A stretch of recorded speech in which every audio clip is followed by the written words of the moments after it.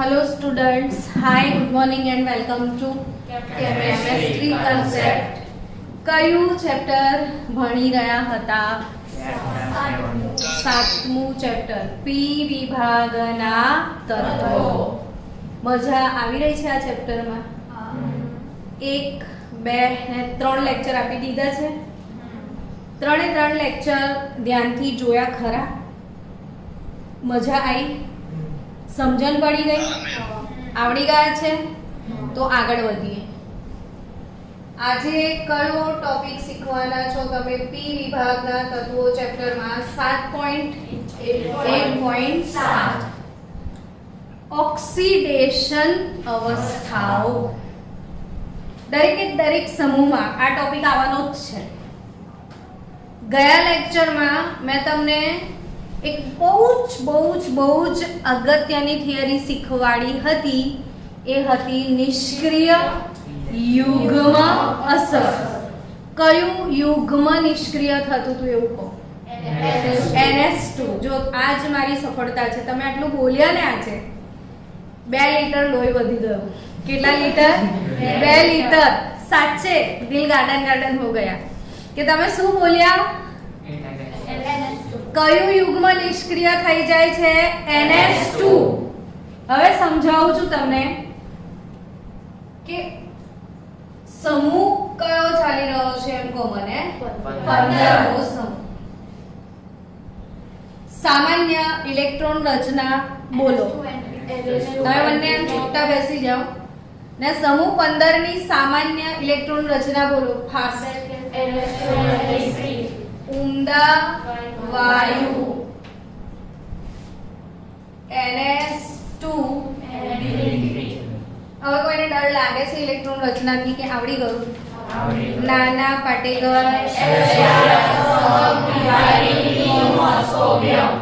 બરાબર છે. નાના પાટેકર ઐશ્વર્યા સબ ભિખારી મોસ્કોવિયમ. આજે લેક્ચર પતે ને પછી મને એક વાત યાદ કરાવજો, કહેવાની છે મારે તમને બધાને ભૂલ્યા વગર. મીટિંગ એન્ડ થતા પહેલા એક વાત કહેવાની છે, મને યાદ કરાવજો. સમૂહ 15 ઉમદા વાયુ NH2 NP3. શું?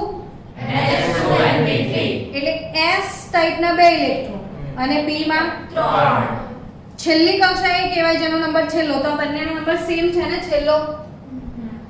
તો બાહ્યતમ કક્ષામાં કુલ કેટલા ઇલેક્ટ્રોન હોય છે? 5. તો હું 5 ઇલેક્ટ્રોન ગુમાવી શકું? હાયા ના? તો ઊંડા વાયુ બની શકું? એટલે આ ઓક્સિડેશન અવસ્થાઓની વાત આવે સમૂહ 15 ની તો કેસો મને મહત્તમ કેટલો? +5 અને લઘુત્તમ કેટલો? -3. મહત્તમ કેટલો? +5 ને લઘુત્તમ -3. ને મેં તમને એક ગોલ્ડન વાક્ય શીખવાડ્યું હતું. સમૂહ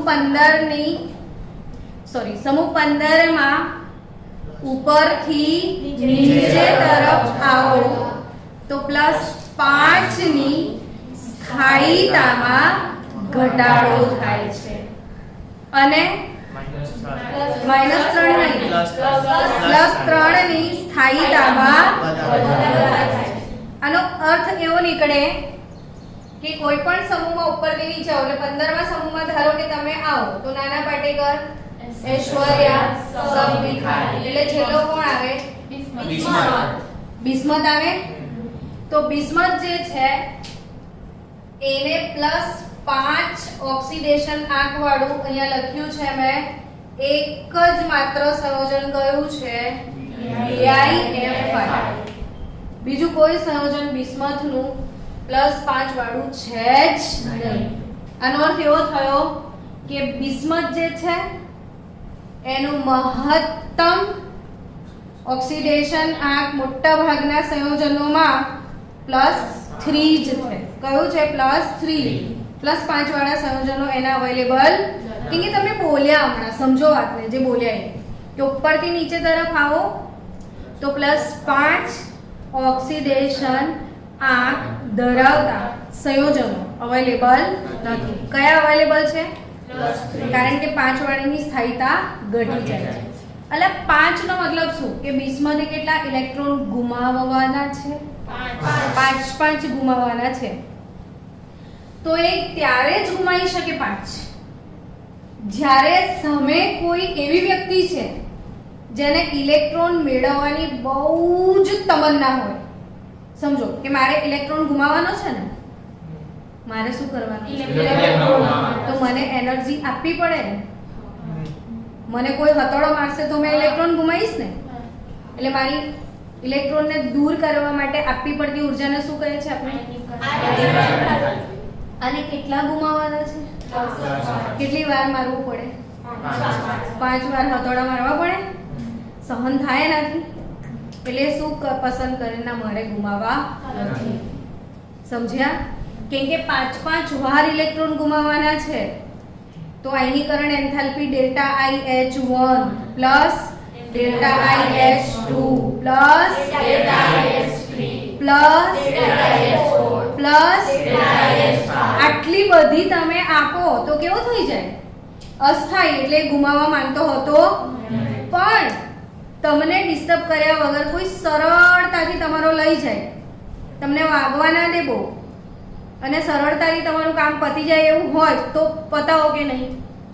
ઈઝી ગોઈંગ વાત થઈ કે નહીં? એટલે જો બિસ્મથે 5 વાળું બનાવ્યું પણ કોની સાથે બનાવ્યું? ફ્લોરિન સાથે. તમને ખબર છે આખા આવર્ત કોષ્ટકમાં ફ્લોરિનનું કશું હાઈએસ્ટ છે? વિદ્યુત ઋણતા. શું હાઈએસ્ટ છે? વિદ્યુત ઋણતા. એટલે ઇલેક્ટ્રોનને આકર્ષવાની તાકાત સારી એવી છે. એટલે જ્યારે આવા ઊંચા ઓક્સિડેશન આંકવાળા, શું કીધું મેં? ઊંચા ઓક્સિડેશન આંકવાળા સંયોજનો બનતા હોય તો સામાન્ય રીતે એવા લોકો સાથે બને જેમની વિદ્યુત ઋણતા બહુ જ ઊંચી હોય ને એવા લોકોમાં 2 નામ ખાસ યાદ આવે, એક ઓક્સિજન ને બીજો ફ્લોરિન. કયા 2 નામ યાદ આવે?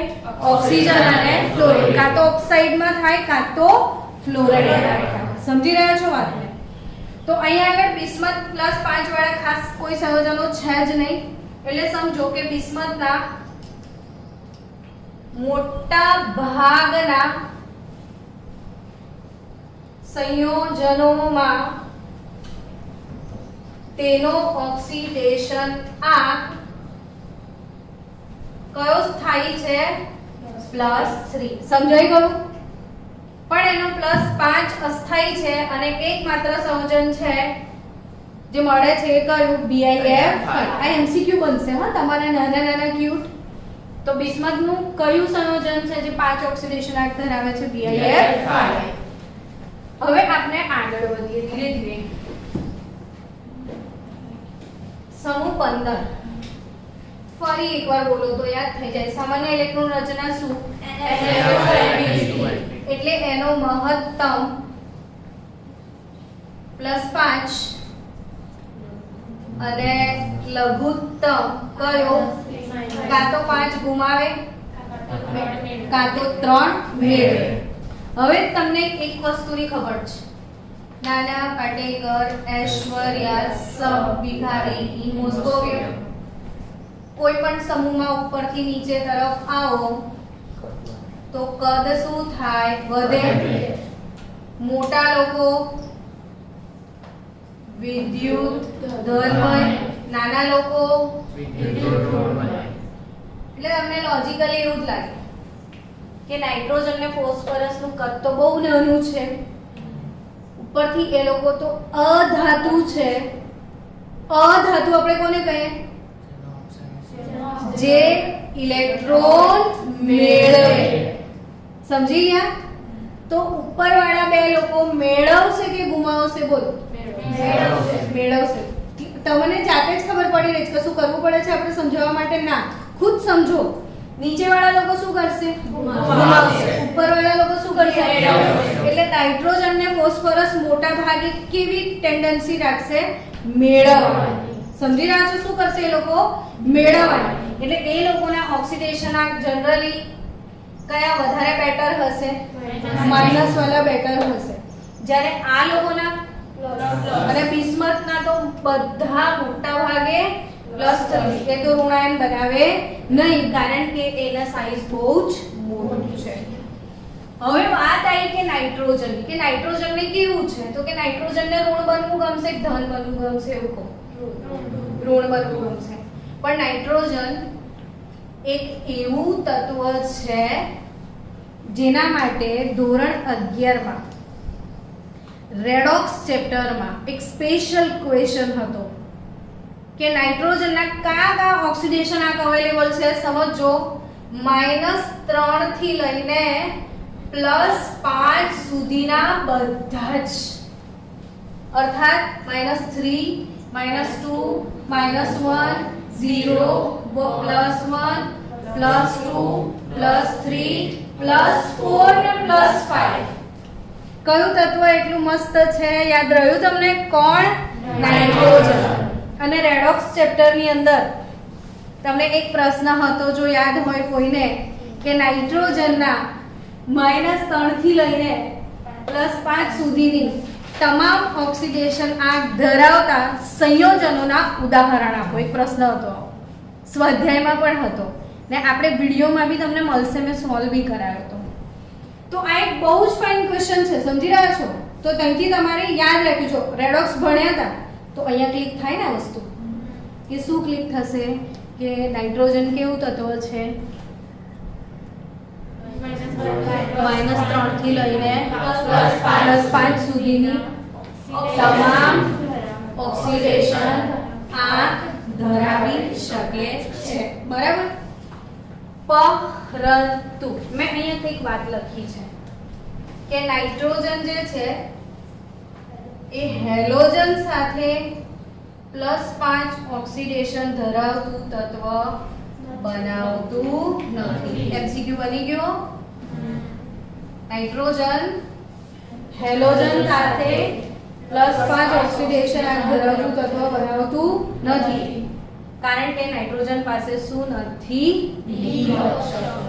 એટલે મારે તમને અહીંયા બહુ જ મોસ્ટ ટાઈમ એક ટોપિક શીખવવાનો છે કે ડી કક્ષક. તમે આ વાક્ય બી વાંચી લો કે કેટલાક ઓક્ઝો એસિડ સંયોજનોમાં ફોસ્ફરસની વાત આવે તો એ +1 અને +4 ઓક્સિડેશન અવસ્થા ફોસ્ફરસ પણ દર્શાવે છે. જનરલી આ લોકોની વાત કરું, નાઇટ્રોજન અને કોણ? એમને ઋણ બનાવવું ગમે, ધન બનાવવું ગમતું નથી. કયા સંજોગોમાં ધન બનાવશે? સામે લૂંટણીયા લોકો હશે તો જ. લૂંટણીયામાં બે નામ આવે. કયા બે નામ આવે? ઓક્સિજન અને ફ્લોરિન. લૂંટણીયાઓમાં બે નામ કયા આવે? ઓક્સિજન અને ફ્લોરિન. આ કેમ આમ એકદમ ઉદાસ બેઠી છે? તો આમ ક્યાં કરું છું? તો અહીંયા જ છું ને. તો મેં શું કીધું કે નાઇટ્રોજનના ઊંચા ઓક્સિડેશન આંકવાળા સંયોજનો કોના સાથે બને? Concept clear? કયા બે લોકો સાથે? કેમ? એ બંને સાથે વિદ્યુત ઊર્જા બહુ ઊંચી છે, એટલે લોકોના ઇલેક્ટ્રોનને લૂંટે તો પેલાના બિચારાના સરળતાથી દૂર થાય. ડન ને? એમાં નાઇટ્રોજન હેલોજન સાથે બનાવતું નથી, એ સમજાવવા જઈ રહી છું ડિટેલમાં. કેટલાક ઓક્ઝો એસિડ સંયોજન, ઓક્ઝો એસિડ આપણે બહુ વાર સાંભળ્યું છે ને તમે બધાએ, એવો એસિડ કે જેમાં હાઇડ્રોજન ઓક્સિજનની બાજુમાં પ્રેઝન્ટ હોય. તો ફોસ્ફરસના ઓક્ઝો એસિડ સંયોજનોમાં ફોસ્ફરસ પણ જનરલી ફોસ્ફરસ માઈનસ હોય, પણ એના ઓક્ઝો એસિડ સંયોજનોમાં એ પણ કયો ઓક્સિડેશન આંક ધરાવે છે? +1 અને +4 દર્શાવી શકે છે. હવે આપણે આ ડી કક્ષક વાળો નથી, એ ટોપિક ખરેખર આ ચોપડીનો મોસ્ટ ટાઈમલી ટોપિક છે, એ સમજીએ. PCl3 અને PCl5 કેને બને છે સમજો. PCl3 માં ફોસ્ફરસનો ઓક્સિડેશન આંક 3, PCl5 માં ફોસ્ફરસનો ઓક્સિડેશન આંક 5. વાતને સમજો ડિટેલમાં. ફોસ્ફરસનો નંબર બોલો. 15. કયો નંબર? 15. તો એની ઇલેક્ટ્રોન રચના બોલો. 3s2. નિયોન તો ખરો ને? 3s2. 3p3. બરાબર? હવે સમજો હો, આ ફોસ્ફરસ સાથે કેટલા ક્લોરીનને બંધ બનાવવાની ઈચ્છા છે?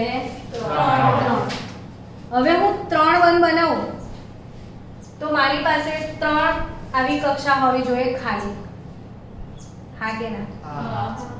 શું ખાલી હોવું જોઈએ એવું કહો? કક્ષા. 3 કક્ષા ખાલી હોવી જોઈએ. છે કે નહીં આમાં? છે ને? તો શું લાગે 3 ક્લોરીન સાથે બંધ બની જશે? આ 3s છે ને અને આ 3d છે. કયું સંકરણ થશે એમ કહો? તો sp3 સંકરણ થઈ જશે એટલે ફોસ્ફરસ નિયોન કયું સંકરણ થશે? sp3 સંકરણ થઈને 4 કક્ષકો બની જશે નવી. 4 માં આ 2 એમના એમ આવી ગયા. આને શું કહીશું? અબંધકારક, કેમ કે એ તો નકામું છે. હવે આની પાસે એક વધ્યા પણ એક જગ્યા ખાલી છે ને. કોણ આવી જશે? ક્લોરીન. પોતાનો ઇલેક્ટ્રોન મૂકીને કયા પ્રકારનો બંધ બનાવશે? સહસંયોજક બનાવશે. Concept clear? કયો બંધ બનાવશે? સહસંયોજક બંધ બનાવશે. PCl3 બની ગયો. હવે ધ્યાન આપજો, ફોસ્ફરસ નિયોન 3s 3p3. હવે અહીંયા કેટલા ક્લોરીનને બંધ બનાવવો છે? 5. શું લાગે 5 ક્લોરીન બંધ બનાવી શકશે?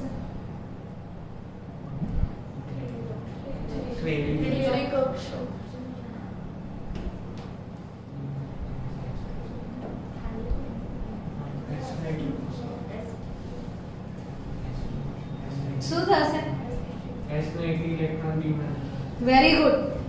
જો હવે આમાં છે ને ત્રીજા નંબરની કક્ષા હાજર છે. જુઓ ત્રીજામાં શું હોય ખબર? 3s 3p 3d બધી વસ્તુ હોય ત્રીજામાં. તો આ સ્પેસ આવે છે જો તો આપણા વિડિયો નહીં આવે ને. તો આપણે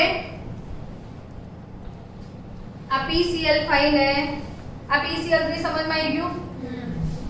હવે આપણે કોને સમજીએ? PCl5. PCl5 માં ફોસ્ફરસ Z = 15. ડન. આ શું લેવાનું? નિયોન 3s 3p અને ખાલી શું અવેલેબલ છે એની પાસે 3d કક્ષા. તો 3s 3p અને શું અવેલેબલ છે? 3d. હવે સમજો બાળકો કે તમારે 5 બંધ બનાવવાના છે. કેટલા? 5. જો 2 બંધ બનાવવાના હોય તો sp સંકરણ થાય. હા કે ના? એક s અને એક p. પણ 3 બંધ બનાવવાના હોય તો sp2 એક s અને 2 p. પણ આટલા 4 બનાવવાના હોય તો એક s અને 3 p. પણ 5 બનાવવાના હોય તો sp3d. 6 બનાવો તો sp3d2 ને 7 બનાવો તો sp3d3. કેટલું ઈઝી ગોઈંગ હતું સંકરણ. આ કન્સેપ્ટ ક્લિયર? હવે ફોસ્ફરસમાં શું થાય કે આ જે s કક્ષકનો એક ઇલેક્ટ્રોન છે એ જમ્પ મારીને d માં આવી જાય એટલે આ કક્ષક ખાલી થઈ ગઈ. પહેલા આને પુશ કર. જો બચ્ચાઓ 3s નો ઉત્તેજિત થઈને ઇલેક્ટ્રોન ક્યાં ગયો? 3d માં. હવે 5 અયુગ્મિત ઇલેક્ટ્રોન અવેલેબલ છે તો PCl5 કયું સંકરણ થશે? sp3d. આ વાળું સંકરણ થઈ જશે અને આમાં એક ઇલેક્ટ્રોન કોનો આવી જશે? ક્લોરીનનો. સમજાઈ ગયું? પણ આવું ક્યારે બને? જ્યારે d અવેલેબલ હોય ત્યારે. હવે નાઇટ્રોજન PCl5 ની જેમ NCl5 બનાવે કે ના બનાવે? આવો પ્રશ્ન પૂછાશે ને. તમે શું જવાબ આપશો? બનાવશે કે નહીં બનાવે? એટલું મસ્ત દિલથી સમજાય છે નહીં બનાવે કેમ કે એની જોડે 2s2 છે અને 2p3 છે કે નહીં એક્સાઇટ થઈને બિચારો ક્યાં જાય કારણ કે નાઇટ્રોજનમાં 2 નંબરમાં ડી અવેલેબલ નથી તો આ વાક્ય આમ સિક્કો મારી દેવાનો આમ સિક્કો મારી દો બધા મગજ પર કે નાઇટ્રોજનમાં ડી કક્ષક અવેલેબલ હોતી નથી શું કીધું મેં એટલે નાઇટ્રોજન 4 થી વધારે બંધ બનાવી શકે નહીં 4 થી વધારે બંધ એ જ લોકો બનાવે જેના પાસે ડી કક્ષકો હોય કન્સેપ્ટ ક્લિયર શું શીખવાડ્યું મેં કે 4 થી વધારે બંધ કોણ લોકો બનાવે જેના પાસે ડી કક્ષકો હોય તો નાઇટ્રોજન માટે અગત્યની ડિસ્કશન ખબર પડી ગઈ બચ્ચાઓ કે નાઇટ્રોજનનો સમૂહ 15 નો મહત્તમ લઘુત્તમ -3 સમૂહમાં ઉપરથી નીચે તરફ આવો તો +5 ની સ્થાયીતામાં ઘટાડો થાય +3 ની સ્થાયીતામાં વધારો થાય બિસ્મથના મોટાભાગના સંયોજનો કયા ઓક્સિડેશન આંકવાળા સ્થાયી +3 બિસ્મથનું 5 વાળું એક પણ સંયોજન જાણીતું નથી એક માત્ર છે ખાલી BiF5 કારણ કે ફ્લોરિન વધારે વિદ્યુત ઋણ છે એટલે હવે કોની વાત આવી નાઇટ્રોજનની નાઇટ્રોજનમાં શું વેરાયટી છે એવરીથિંગ ઇઝ અવેલેબલ એમાં નાઇટ્રોજનમાં શું નથી ડી કક્ષકો નથી એટલે sp3 સુધી જ સંકરણ થાય બીજું સંકરણ શક્ય નથી એટલે નાઇટ્રોજનનો મહત્તમ સંવર્ગાંક +4 નાઇટ્રોજન +4 થી વધારે સંવર્ગાંક દર્શાવી શકશે નહીં કારણ કે એના પાસે શું નથી ડી કક્ષકો નથી હવે નાઇટ્રોજનનો કિસ્સો હજી બાકી છે નાઇટ્રોજનના કિસ્સામાં મોસ્ટ ટાઈપની વાત છે આપણે બજાર બજાઈએ છીએ યાદ રાખજો +1 થી લઈને કઈ ઓક્સિડેશન અવસ્થાઓ +4 સુધીની એટલે 1 2 3 ને 4 એ અવસ્થાઓ અસ્થાયી છે મોટા ભાગે અને હું અસ્થાયી હોઉં ને તો હું શું કરું સ્થાયી થવાનો ટ્રાય કરું સમજી રહ્યા છો હું અસ્થાયી હોય તો શું કરું યસ એટલે અસ્થાયી છે એટલે એસિડિક દ્રાવણમાં એ શું પામે છે વિષમીકરણ ફોર એક્ઝામ્પલ 3HNO2 આ નીટ લેવલના બાળકો JEE નીટ માટે આ બહુ જ આઈએમપી વાત છે અને મોડે કરજો નાઇટ્રોજનની કઈ ઓક્સિડેશન અવસ્થાઓ વિષમીકરણ પામે છે +1 થી +4 સુધીની હવે વિષમીકરણ એટલે શું કેટલા લોકોને ખબર છે તો ઓક્સિડેશન આમાં શોધી કાઢો HNO2 માં ચલો તો હાઇડ્રોજનનો એક આવે ને નાઇટ્રોજનનો X આવે ઓક્સિજનનો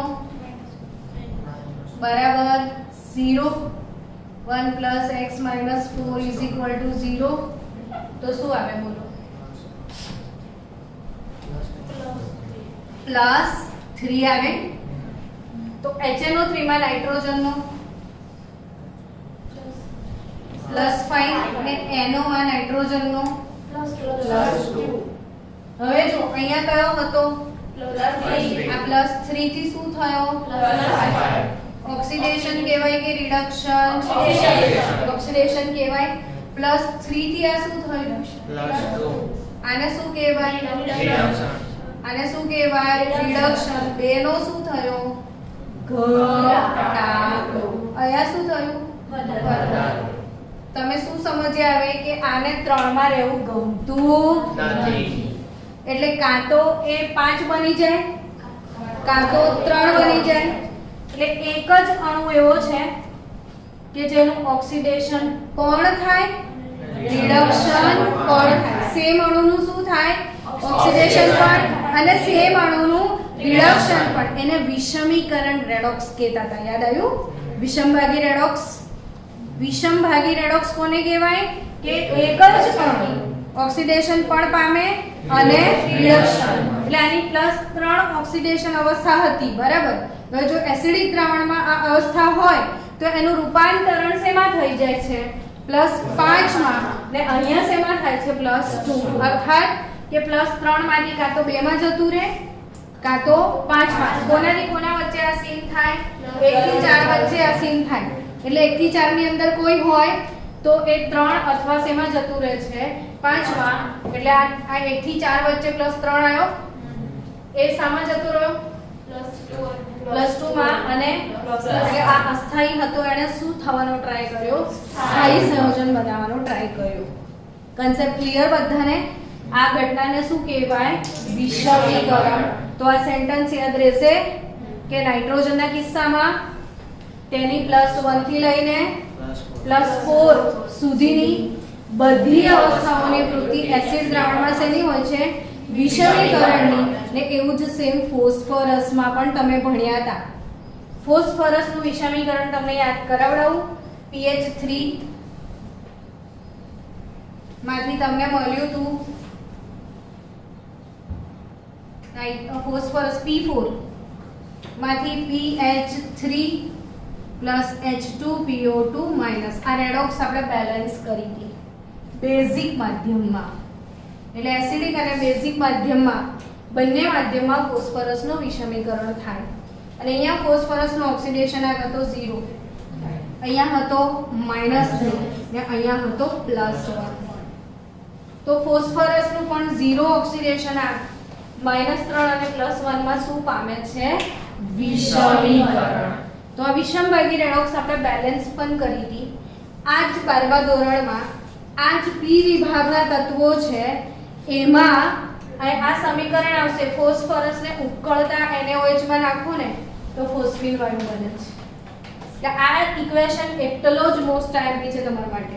મેં જે રીતે મોડે મોડે લખી નાખ્યું ને એવું તમને પણ આવડવું જોઈએ. અને બેલેન્સ કરીને લખવાનું છે. બટ મેં તમને વિષમીકરણ અહીંયા સમજાવ્યું.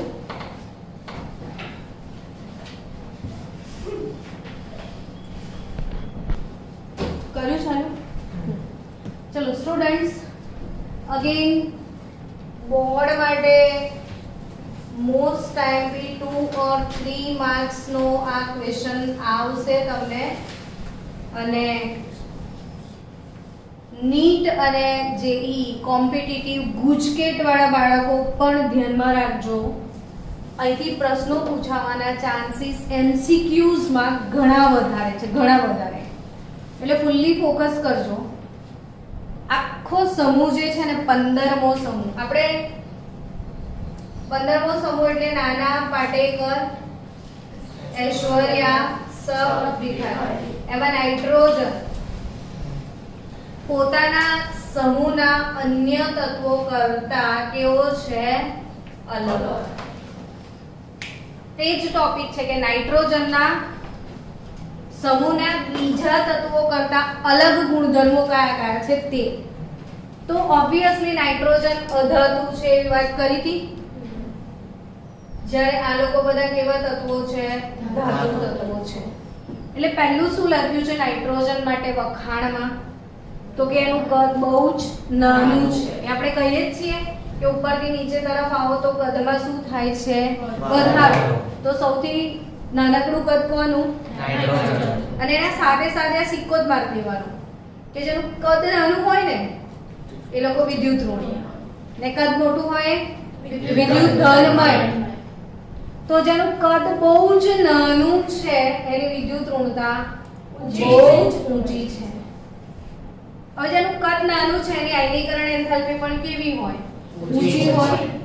થોડીક વાર પહેલા જ મેં તમને એક મુદ્દો સમજાયો કે નાઇટ્રોજનમાં શું નથી? ડી કક્ષકો નથી. જ્યારે સમૂહના અન્ય તત્વોમાં ડી કક્ષકો અવેલેબલ છે અને નાઇટ્રોજનમાં ડી કક્ષકો નથી. તો એનાથી શું થાય સમજો કે જેના પાસે ડી કક્ષકોની શું હોય? ગેરહાજરી. એ 4 થી વધુ સવર્ગાંક ધરાવતા સંયોજનો બનાવી શકે નહીં. હું વારંવાર આજે આ જ વસ્તુ પર ફોકસ કરું છું કે એ 5 સવર્ગાંક ધરાવતા સંયોજનો બનાવશે નહીં. NCl5 અશક્ય છે કારણ કે નાઇટ્રોજનમાં ડી કક્ષક નથી. હવે જેનામાં ડી જ નથી, તમને ખ્યાલ હશે કે જો આ p કક્ષક છે બરાબર, અને આ પણ p કક્ષક છે. સમજો વાતને. આ કઈ કક્ષક છે? p કક્ષક. અને આ કઈ કક્ષક? p. હવે બંનેનું સંમિશ્રણ થાય તો આટલો ભાગ અને આટલો ભાગ સંમિશ્રણ પામશે. એટલે આ રીતે જો આ એકબીજાની નજીક આવે તો આ ભાગ એકબીજાને અડશે જ નહીં, આટલા જ ભાગ અડશે ને. એટલે એનામાંથી આ ટાઈપના બે કક્ષકો બને ને આ બંધ કયો? પાઈ બનશે. હવે આમાં p વપરાય ને આ p વપરાય એટલે કયો બંધ કહેવાય? p પાઈ p પાઈ. ક્લિયર કટ ખબર પડી?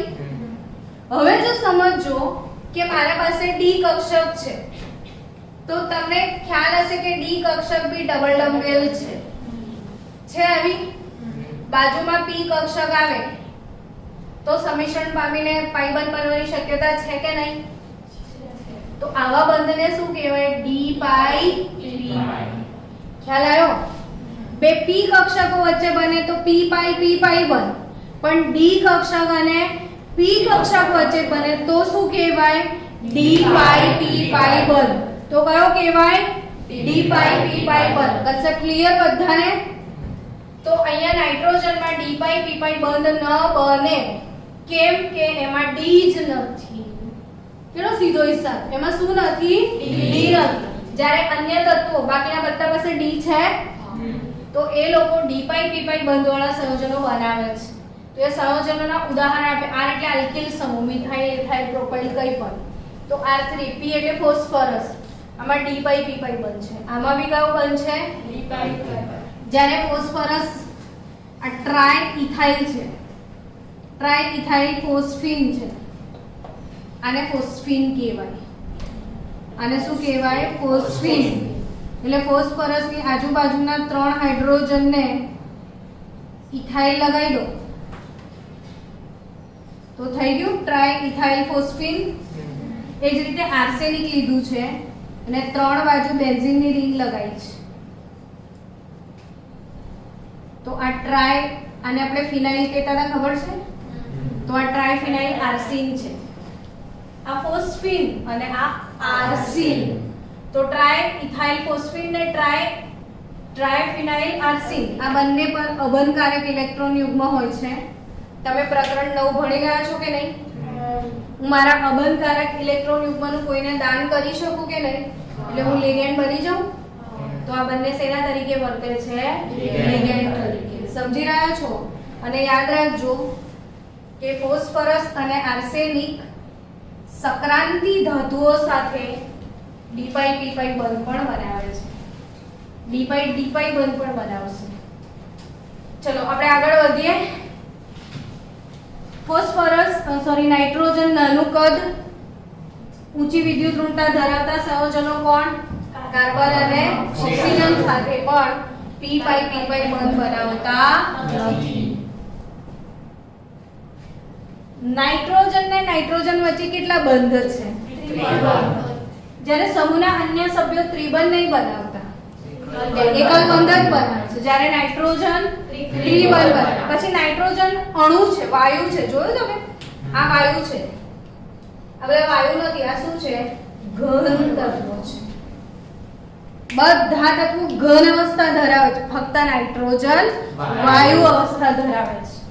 અને કેવો અણુ છે? દ્વિપરમાણુ અણુ. જ્યારે બીજા બધા single bond, p single bond p, arsenic single bond, antimony એકલ બંધ ધરાવે છે. હવે આ એક નહીં, બે નહીં, કેટલા બંધ તોડવા પડે? ને બંધને તોડવા માટે શું આપવું પડે?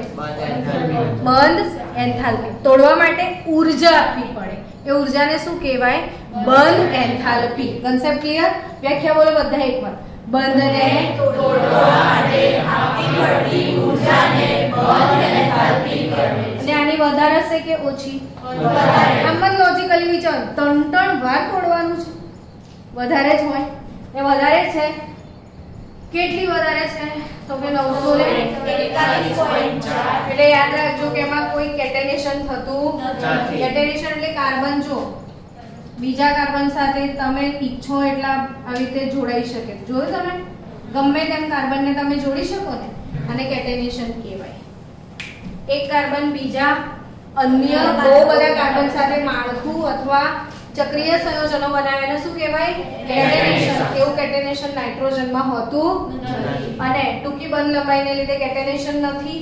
પણ આ યાદ રાખજો, આ તમારો કેવી રીતે એમસીક્યુ બનશે ખબર? નીટજી માં તમને 4 વાક્યો આપે, પછી એવું કે ટ્રુ ટ્રુ ફોલ્સ કરવાનો હોય. 4 વાક્યોને શેમાં? ટ્રુ ટ્રુ ફોલ્સ એમાં નાખશે. આ કે નાઇટ્રોજન નાઇટ્રોજન એકલ બંધ ને ફોસ્ફરસ ફોસ્ફરસ એકલ બંધમાં નબળું કોણ?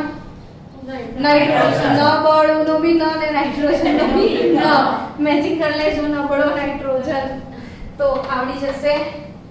ચલો કન્સેપ્ટ ક્લિયર થઈ ગયું બધું. નાઇટ્રોજનમાં શું નથી? ડી કક્ષકો નથી અને નાઇટ્રોજનમાં ડી કક્ષકો નથી એટલે નાઇટ્રોજન 4 થી વધારે સંવર્ગાંક ધરાવતા સંયોજનો બનાવી શકે નહીં. તો આ ટોપિક આજે પૂરો થયો. Bye bye, Tata, C you, મળીએ કાલે.